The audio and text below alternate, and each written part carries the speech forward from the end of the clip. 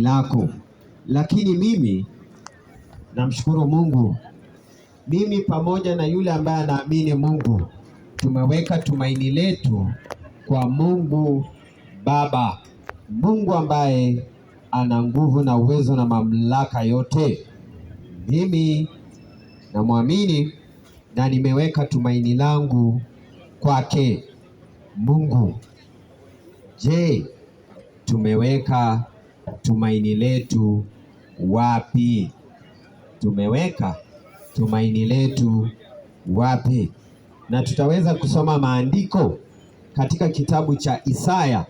Kitabu ni cha Isaya, tutaweza kukisoma tuweze kuelewa ya kuwa, je, tumeweka tumaini letu wapi? Tumeweka tumaini letu wapi? Kitabu cha Isaya 31, Isaiah chapter number 31 verse number 1. Isaya kitabu ni cha 31 kuanzia 1. Tutasoma kwa uwezo wa Mungu. Ole wao watelemkao kwenda Misri wapate msaada na kutegemea farasi, watumainio magari kwa kuwa ni mengi, na wapanda farasi kwa kuwa ni hodari sana. Lakini hamwangalii Mtakatifu wa Israeli, wala hawamtafuti Bwana. Lakini yeye naye ana akili, naye ataleta uovu, wala hatayatangua maneno yake, bali ataondoka juu ya nyumba yao watendao mabaya, na juu ya msaada wa hao watendao maovu. Basi Wamisri ni wanadamu, wala si Mungu, na farasi zao ni nyama, wala si roho. Na Bwana atakaponyosha mkono wake, yeye asaidiaye atajikwaa, na yeye asaidiwaye ataanguka. Nao wote pamoja watakoma. Maana Bwana ananiambia hivi, kama vile alivyo simba ngurumapo na mwana simba juu ya mawindo yake, lakini hatiwi hofu na sauti zao, wala kufanya woga kwa sababu ya mashindo wao, ndivyo Bwana wa majeshi alivyoshuka ili kufanya vita juu ya mlima Sayoni na juu ya kilima chake. Jina la Bwana liabudiwe. Bwana anaambia ole wao. Ole ni jambo la, is a phrase ama ni neno ambalo linaonyesha huzuni, ni ya kuhuzunika, na kuambia mtu angejua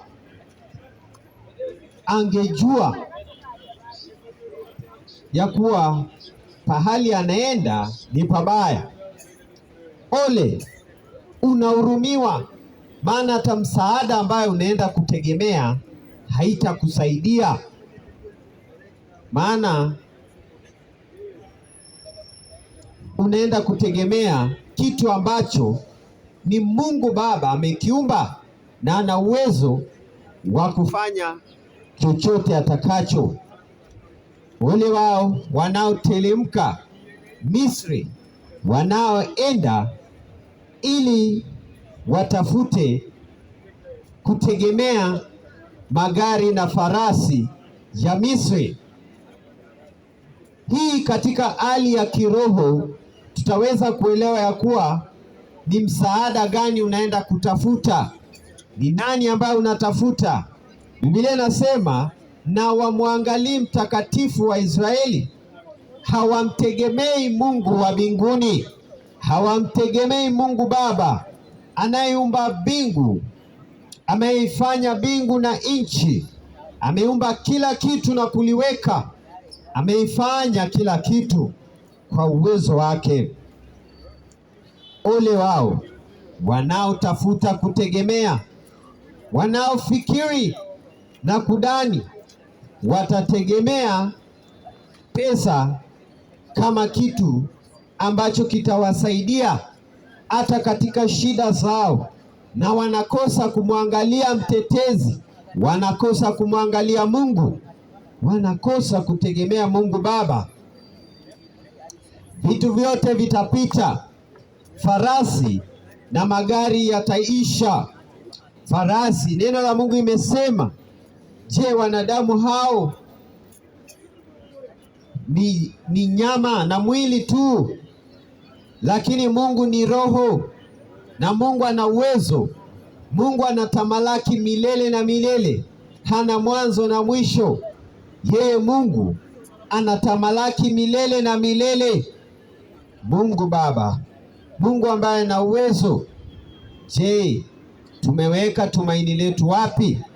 Mimi namshukuru Mungu, ninaweka tumaini langu kwa Mungu na Mungu Baba. Kwa wale wanaamini, hawezi muacha, na Mungu hajeniwacha, yuko pamoja nasi, anaenda pamoja na sisi, sisi ambao tumeweka tumaini letu kwa Mungu, sisi ambao tumemtegemea Mungu, Mungu ambaye anafanya kazi za utisho, Mungu ambaye anaamrisha hata na kukue mwanga, anaamrisha kila siku, anaamrisha jua, anaamrisha na mwezi, anaweka kila kitu sawa sawa. Mungu ambaye anatuliza bahari, Mungu ambaye aliweka bahari katika sehemu yake, Mungu ambaye anaweka uwezo wote. Mungu ana nguvu, alifanya kila kitu na misingi yote ya dunia.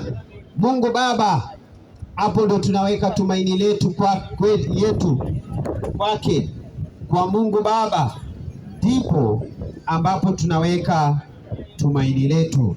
Na Mungu wetu anaweza, ana nguvu na mamlaka ya kufanya kila kitu.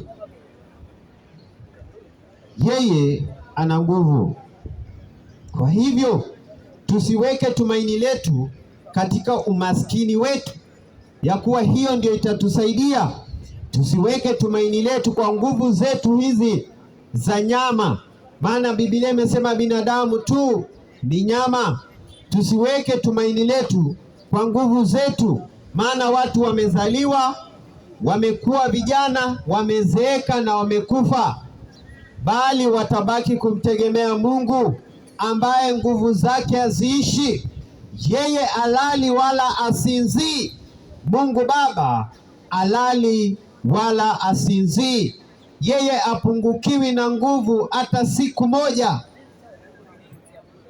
Biblia inasema wale wamngojeao Bwana atawapa nguvu, wataruka kama tai.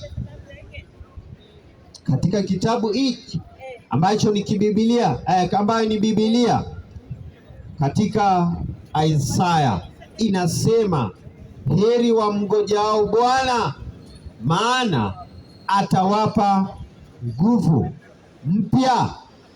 Mungu atatupa nguvu mpya, maana tunaweka tumaini letu kwake. Hata mtu akizikwa na pesa aendi nayo mahali, hata ukizikwa na umaskini auendi nayo mahali. Utaiwacha kwa hii dunia, utajiri tutawacha kwa hii dunia, pesa tutaacha kwa hii dunia.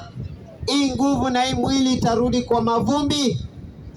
Magari tutayaacha kwa hii dunia, mashamba tutaacha kwa hii dunia, vyumba tutaacha kwa hii dunia, na mbinguni kila mtu anaenda peke yake. Hata uweke tumaini lako kwa mzazi wako, hautaenda na yeye, hatatoa hesabu yako mbele ya Mungu. Wewe peke yako utatoa hesabu yako mbele za Muumba wa vyote. Utatoa hesabu yako mbele za Muumba wa vyote. Kwa hivyo tumeweka tumaini letu wapi? Je, ni katika Wamisri, katika vitu vyao, katika wanadamu, katika wanyama?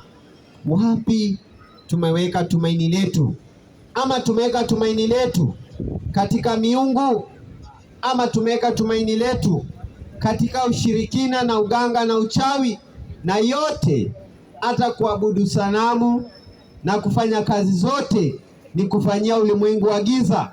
Maana ufalme ni mbili. Ufalme sio 3, sio 4, sio 10. Ufalme ni mbili.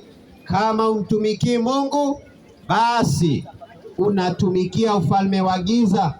Kama unaabudu sanamu, wewe unaabudu shetani. Hata ukatae ati mimi naabudu sanamu lakini siabudu shetani, bado unaabudu shetani. Kama umwabudu Mungu, automatically utaabudu shetani, maana wewe sio bwana wako mwenyewe. Either Yesu ni bwana wako ama shetani ni bwana wako. Maana Biblia inasema the god of this world. Kwa hivyo huyo ni shetani ambaye mwanadamu aliruhusu, alipeana uwezo wake ambayo Mungu alikuwa amempatia aongoze hii dunia, akapea shetani. Kwa hivyo mwanadamu ajiongozi, yule anajidanganya, anajiongoza, anajidanganya. Unajidanganya sana. Kama sio tumaini lako ni kwa Mungu, basi tumaini lako liko kwa shetani. Hata ukatae, upinge, mwisho huwezi jidanganya. Hauwezi jidanganya, hauwezi danganya nafsi yako, hauwezi. Na huwezi danganya Mungu. Hakuna siku, sana, tarehe unaweza danganya Mungu. Na wa pili, huwezi jidanganya, hauwezi jidanganya. Kwa hivyo unaweka tumaini lako wapi? Jioni ya leo Mungu anatuuliza tumeweka tumaini letu wapi? Lakini Bwana anatuita, Mungu anatuita tuweke tumaini letu kwake Mungu. Na njia ni Yesu Kristo. Njia ya kufikia Mungu ni Yesu Kristo. Yesu Kristo amelipa kila deni yetu na makosa yetu yote. Hakuna ambayo tunadaiwa. Tuko huru katika Yesu Kristo. Shetani hawezi kushika mahali popote, maana uko huru.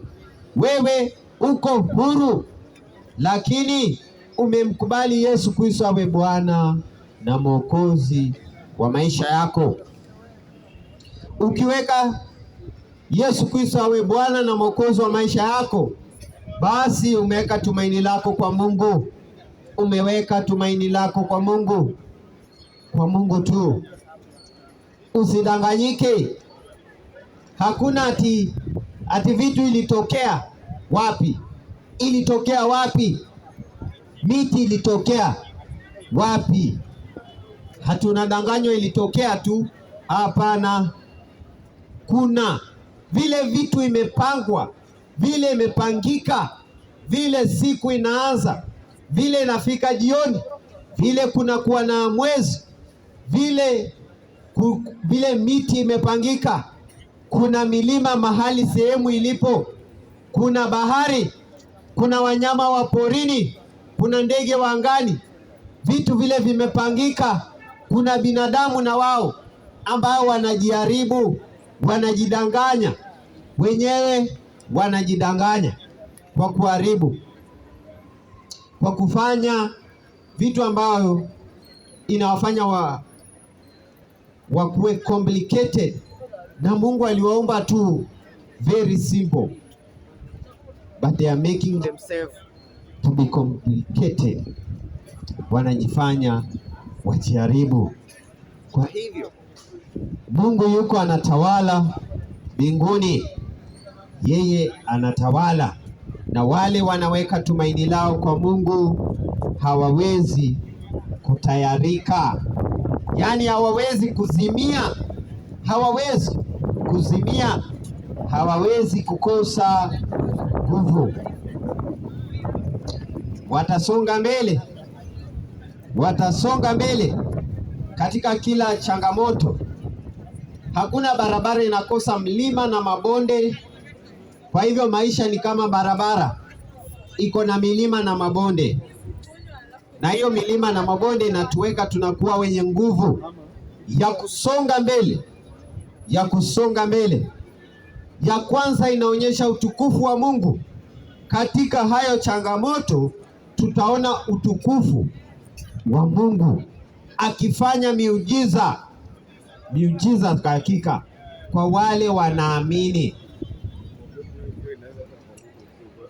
Kwa hivyo mambo ni mawili. Unaamini kuhusu Mungu, naamini Mungu na muamini kwa kila kazi, na pia uamini bado uko na imani. Kwa kutokuamini Mungu hayuko, hiyo ni imani, na pia kuamini Mungu wako, hiyo ni imani. Na unamaliza nguvu yako kuamini Mungu hayuko na Mungu yuko, unajimaliza tu nguvu, unajisumbua. Tutaacha kila kitu, tutaacha vitu vyote, lakini neno la Mungu litasimama. Neno la Mungu litasimama. Yesu Kristo ndiye njia, ukweli na uzima. Tunapomkubali awe Bwana na Mwokozi wa maisha yetu, ni kitu rahisi. Watu wanang'ang'ana kwenda kwa shetani, wanauza nafsi. Shetani anawaambia nipe mama yako, nipe baba yako, nipe mtoto yako. Yesu Kristo anasema tu nafsi yako tu, na ataiponya nafsi yako. Lakini shetani ataimaliza nafsi yako. Shetani atakusumbua, atakumaliza. Lakini Mungu ataponya nafsi yako. Mungu atakubariki. Mungu atakupatia amani ambayo wanadamu hawezi kupatia. Mungu atakuinua, na Mungu atakuketisha na wakuu. Bwana wetu ni Mungu. Kwa hivyo Yohana 14:6 inasema Yesu ndiyo njia, ukweli na uzima. Wale wanakuja kwake. Huwezi fikia kwa Mungu ila kupitia kwa Yesu Kristo. Unapitia kwa Yesu Kristo. Tuamini, tumtegemee Mungu. Tusikimbie kutegemea pesa, tusikimbie kutegemea farasi, tusikimbie tutegemee na watu. Tutegemee Mungu. Tusitegemee ati na mabiashara zetu, marafiki zetu. Tutegemee Mungu. Ile nasema katika Mithali, kitabu ni cha Mithali, Mithali 3 kuanzia 5.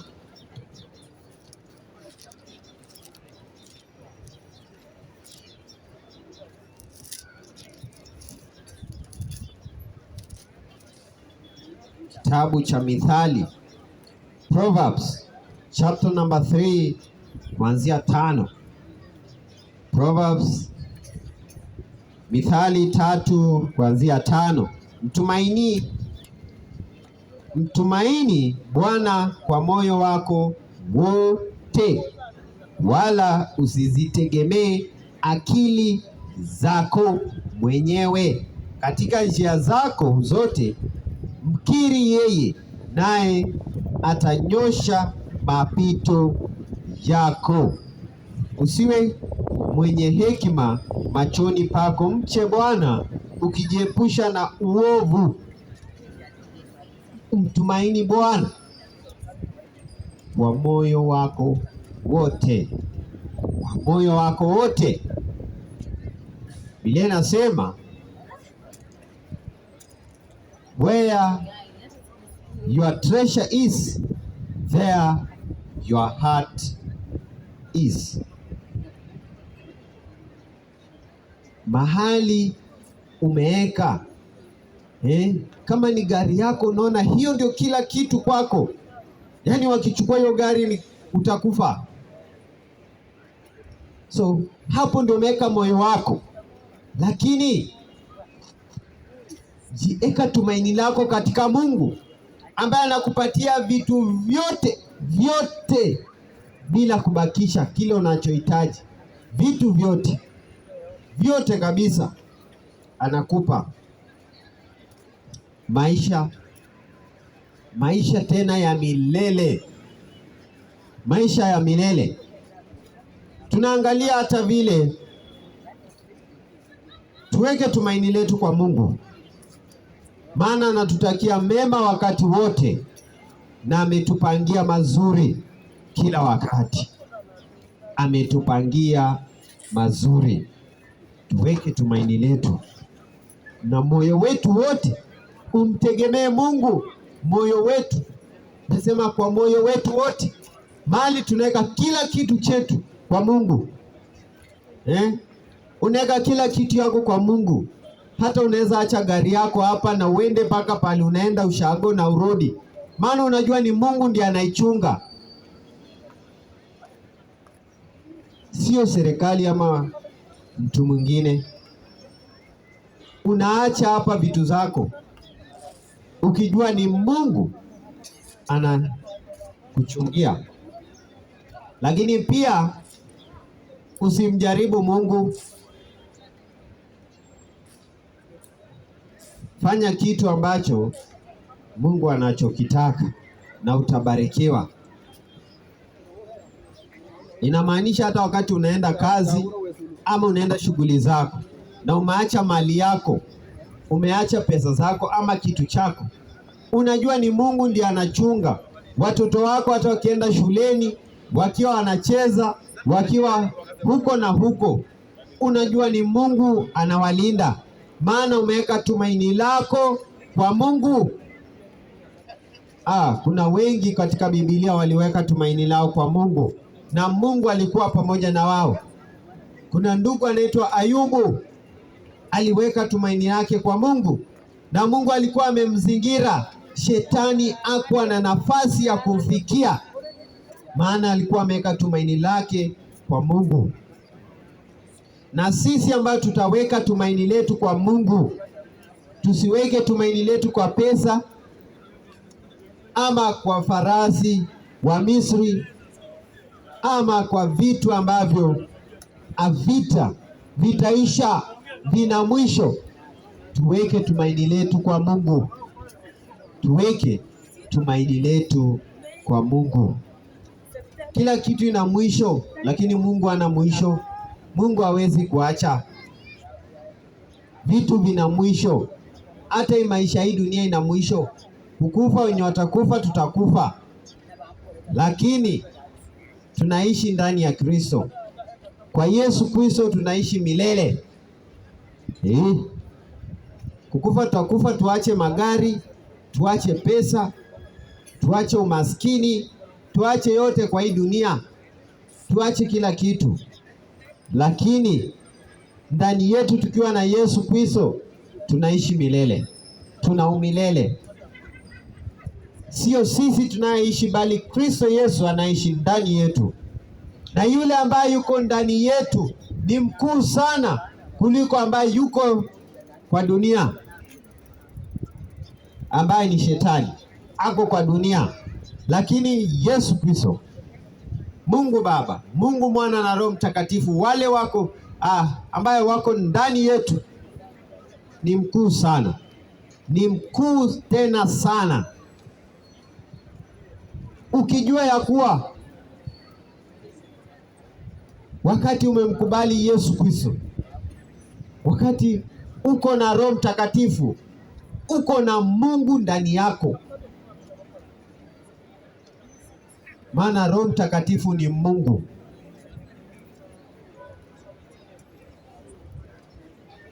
Ni Mungu. Kwa hivyo unajua hata shida zako ambaye ni mlima, maana uko na Yesu Kristo. Kwa imani ndogo sana unaambia hiyo mlima ondoka, na itaondoka. Kwa hivyo tuweke tumaini letu kwa Mungu, tuweke tumaini letu kwa Mungu, tuweke tumaini letu kwa Mungu.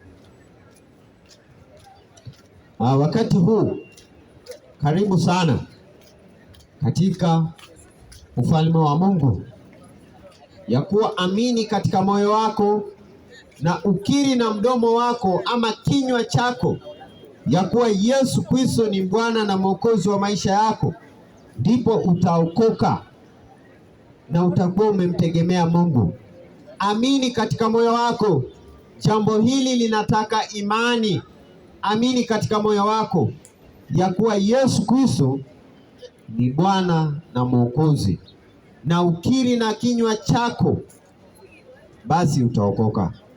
Ya kuwa Yesu Kristo alikuja na alikufa. Maana Warumi 6:23 inasema mshahara wa dhambi ni mauti, bali karama ya Mungu ni uzima wa milele.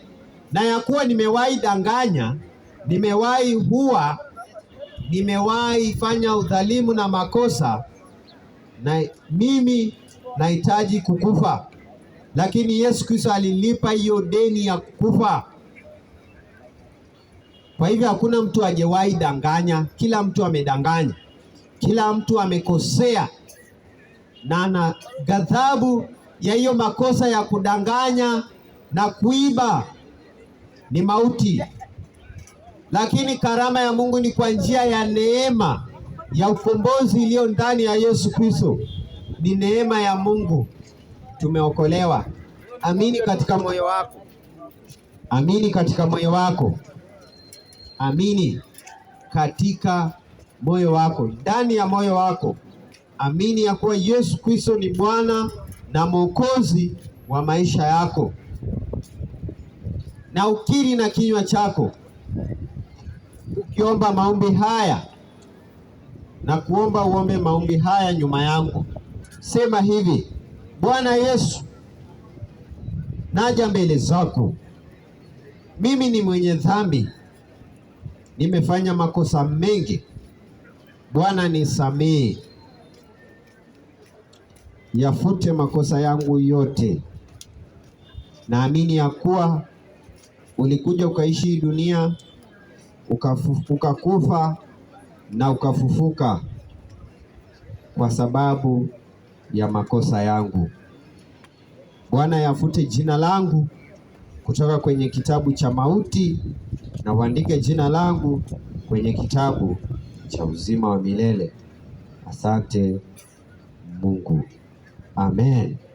Umepokea Yesu Kristo, na kwa hivyo umepokea uzima wa milele, na kwa hivyo umeweka tumaini lako kwa Mungu, na kwa hivyo umepata kitu ambacho ni ya thamani kushinda pesa, kushinda gari, kushinda kile kitu chochote kingine.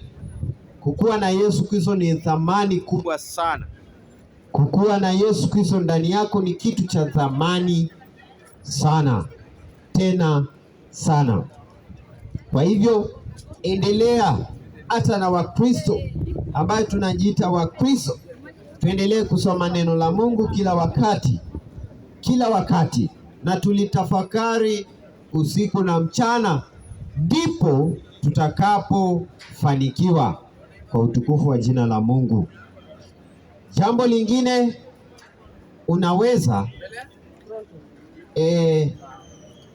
tuko na miradi ambayo tungependa kuyafanya, na tunaomba usaidizi kwa wale ambao moyo wao uko tayari kufanyia Mungu kazi, maana matokeo utayaona, ambapo Mungu atakubariki ukisupport kazi hii ya Mungu, ukishika mkono kazi ya Mungu iende mbele.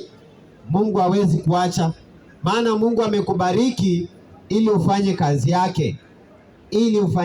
yake, Hakikisha unafanya kazi ya Mungu. Kwa hivyo jambo lingine, kwa mtu ambaye ndio umepeana maisha yako wakati huu kwa Yesu Kristo, unaweza tu chukua namba yangu hii ya simu ili uweze kuandika ujumbe mfupi ya kuwa leo umebarikiwa na neno na pia umepeana maisha yako kwa Yesu Kristo. Kama tu umepokea neno na itakuwa ya baraka. Namba yangu ya simu ni 01 11 76 11 75. 01 11 76 11 75. 01 11 76 11 75. Mungu akubariki. Nashukuru Mungu